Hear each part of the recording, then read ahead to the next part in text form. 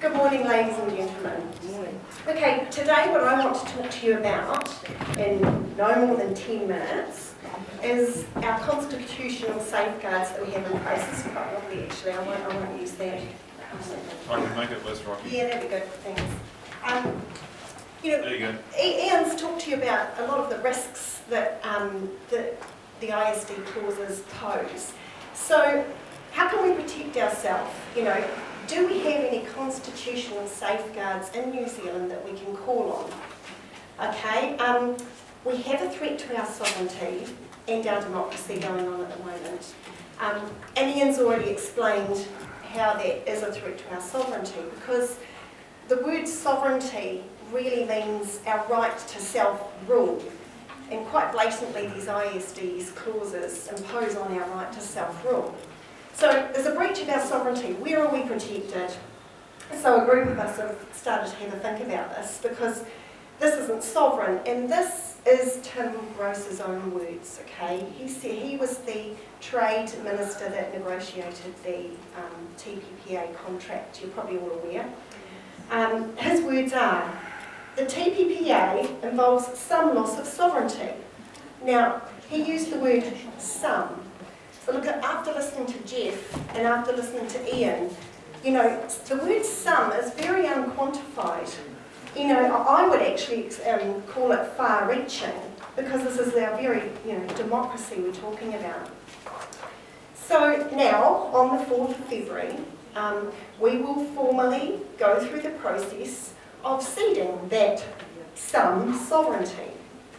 Okay, so let's look at the checks and balances we're supposed to have in place and ask what we can do to protect ourselves from the executive arm of the government that is ceding our sovereignty.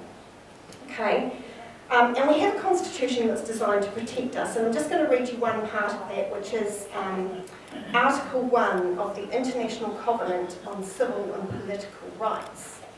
And this provides that all peoples have the right to self-determination.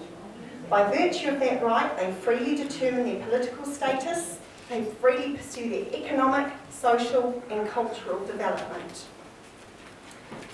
There's also been some really interesting information come from Lord Cook, who was the greatest New Zealand judge we ever had.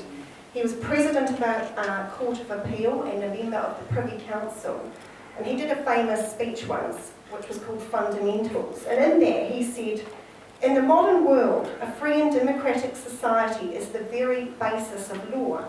So judges should fight against any changes that undermine the democratic legislature or independent courts. Judges should even resign if the undermining were significant, rather than carry on in a phony democracy. He said the very idea of a free democracy means there must be limits on what Parliament can do.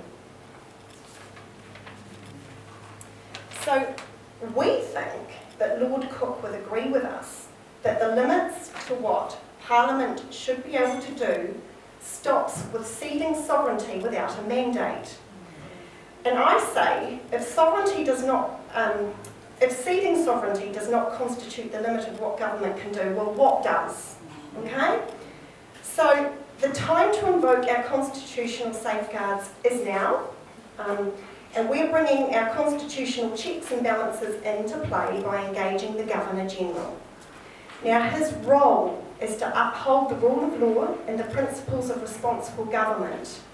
His role is to be the guardian of our constitution and the guardian of our democracy. Okay? The Governor-General made an oath to serve the people of New Zealand, not John King. So, here is the petition to the Governor-General, asking him to protect our constitution, our sovereignty and our democracy. It asks him to demand that the government demonstrates a mandate from the people for the TPPA in the form of a binding referendum. And if the government doesn't do that, he's saying he will not assent to the enabling legislation. Now, the Governor-General's website says, these powers to act without or even against ministerial advice are reserved for the most extreme situations, and no New Zealander Governor-General has ever needed to use them. But there is a precedent in other countries, for example Canada and Australia, where the heads of state have intervened, and in Australia the Governor-General has actually sacked the then Prime Minister.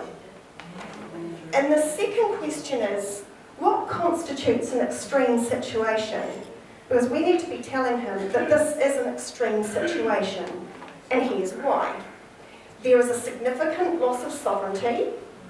The scope of the treaty is unprecedented.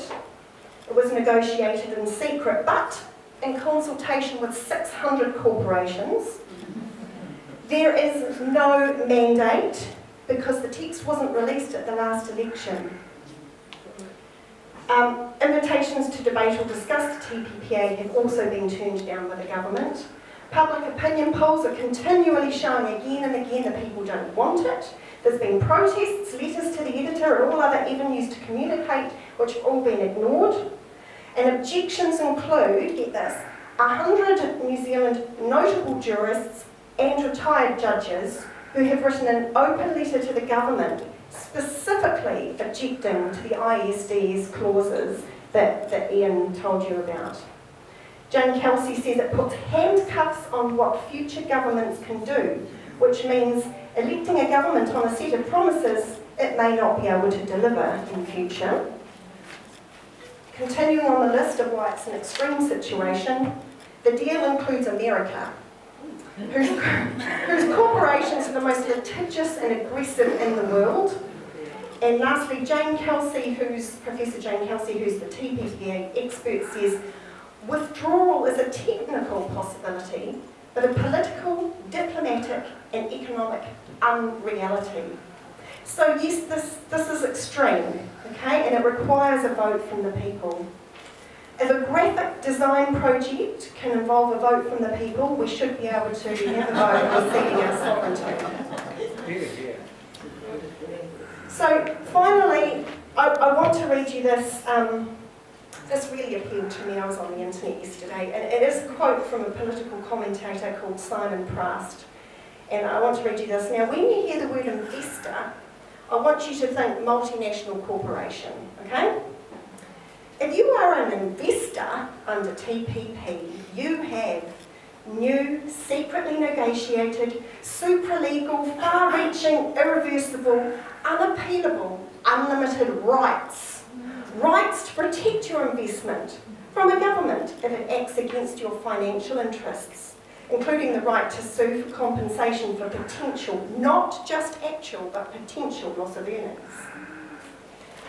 If you are not an investor, so if you are perhaps a small business owner in Otaki, or even a larger corporation within New Zealand, you have new, secretly negotiated, supra-legal, far-reaching, irreversible, unappealable and unlimited liabilities to compensate or recompense investors if your government acts against their financial interests, including exposure to be sued for compensation for potential, not just actual earnings. And I thought that summed it up all just beautifully. So, in conclusion, there is strong reason to engage the Governor-General in this as a higher authority and a good reason to ask him to act. We really need to ask him to respond to this call from the public. The guts of what we're doing is at the heart of our democracy. We are saying that Parliament does not have the mandate to cede its own power and the total power of the system of governance